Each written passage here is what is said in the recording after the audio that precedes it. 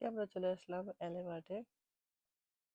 এলিমার্ট হচ্ছে একটা super shop যেখানে হালাল মাছ মাংস থেকে শুরু করে ভেজিটেবল, ফ্রেশ সবকিছুই পাওয়া যায়।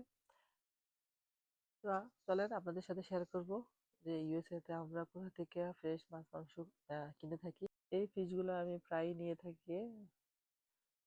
তারপরে এই যে তেলাপিয়া আছে এখানে, এই ফিশটা প্রায় বাংলাদেশের রূপচাঁদার মতনই টেস্ট, একদম সিমিলার। তারপরে আছে ইলিশ মাছ আর রুই, আরো অনেক প্রকারের মাছ আছে। এই মাছগুলো আমি প্রায় প্রায়ই নিয়ে থাকি এখানে আসলে। তো মাঝে মাঝে বাটার ফিশ, এটাও খুবই টেস্টি, যে ফিশটা নিয়ে থাকি। তো আরো আছে ক্যাটফিশ। ক্যাটফিশ আমার বাচ্চারা খেতে পছন্দ করে। ফ্রেশ মাছের জন্য আমি সবসময় এই এলে মাছ বা লা মাছ যেটাই বলুক, এটা আমি প্রেফার করি। আমি এখানে আসলে চেষ্টা করি প্রায় সব ধরনের ফিশ নেওয়ার জন্য, যেহেতু এখানে একদম লাইভ তাজা ফিশ পাওয়া যায়। আমরা তো সবসময় ফ্রোজেন ফিশ খেয়ে অভ্যস্ত। তো এই সবগুলো যেহেতু সব জায়গায় থাকে না, অনেক দূরে দূরে হয় বাসা থেকে। তো আমি সবসময় চেষ্টা করি যখন আমি আসি আহ, বেশি করে মাছ নিয়ে যাওয়ার জন্য।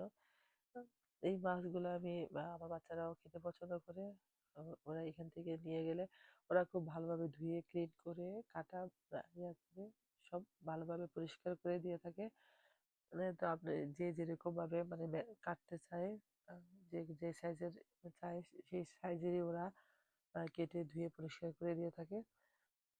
এটা আসলে বাংলাদেশের মাছের যে স্বাদ, এরকম তো স্বাদ আসলে আমরা পাই না। তারপর চেষ্টা করি বাচ্চাদেরকে ভালো ফ্রেশ মাছ খাওয়ানোর জন্য। অতটাও বাচ্চারা আমার মাছ খেতে চায় না অনেস্টলি। তারপর আমি চেষ্টা করি যে ওদেরকে জানি আমি ভালো ফ্রেশ মাছ খাওয়াই। এই তো আরো আছে ভেড়ার মাংস, খাসির মাংস, হালাল হাঁস, এই যে কোয়েল পাখির মাংস পর্যন্ত পাওয়া যায়। তারপরে আরো আছে গরুর মাংস। এখানে গরুর কলিজা থেকে শুরু করে গরুর পায়া সবকিছু আসলে এখানে ফ্রেশ এবং হালাল পাওয়া যায়। তারপরে আরো মুরগির মাংস এখানেও আছে। আমি প্রায় মুরগির বোনলেস চিকেন যেটা, এটা নিয়ে থাকি। উইংসও নিয়ে থাকি এখান থেকে। মাংসের ক্ষেত্রে আসলে আমি বাংলা বাজার থেকেই মাংস নেওয়া হয়, যে বাংলাদেশের গ্রোসারি সবগুলা এখান থেকে আমি মুরগির মাংসটা আমি নিয়ে থাকি আসলে। তো এই তো আজকের শপিং কেমন লাগলো জানাবেন। ভালো থাকবেন।